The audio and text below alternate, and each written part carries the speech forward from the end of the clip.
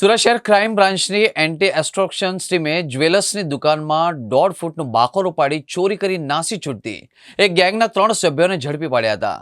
પોલીસે ત્રણેય આરોપીને 1.40 લાખની મત્તાના મુદ્દામાલ સાથે ઝડપી પાડ્યા હતા, જેમાં ચોરી કરેલા સોના ચાંદીના દાગીના સહિતનો મુદ્દામાલ છે.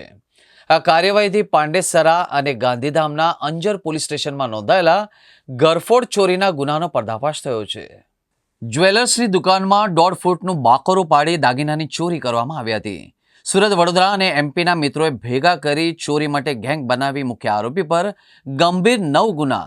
આરોપીના કબજામાંથી મળી આવેલા મુદ્દામાલ પૈકી 48,460ની કિંમતના ચાંદીના દાગીના 10 દિવસ પહેલા પાંડેસરા તેરેનામ રોડ પર આવેલી એક જ્વેલર્સની દુકાનની પાછળની દિવાલમાં બાકોરો પાડીને ચોરી કરવામાં આવ્યો હોવાનું કબૂલ્યું હતું.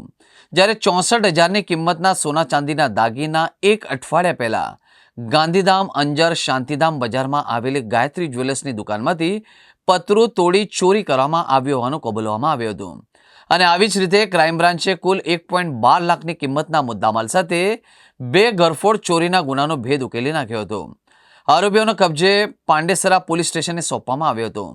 ઝડપાયેલા આરોપીમાં નંદુલુણા ડામરનો ગુનાહિત ઇતિહાસ ઘણો લાંબો છે, જેમાં મધ્યપ્રદેશના પેટલાદ અને ખાચરોદ પોલીસ સ્ટેશનમાં નોંધાયેલા અને ગંભીર ગુનાઓનો સમાવેશ થાય છે.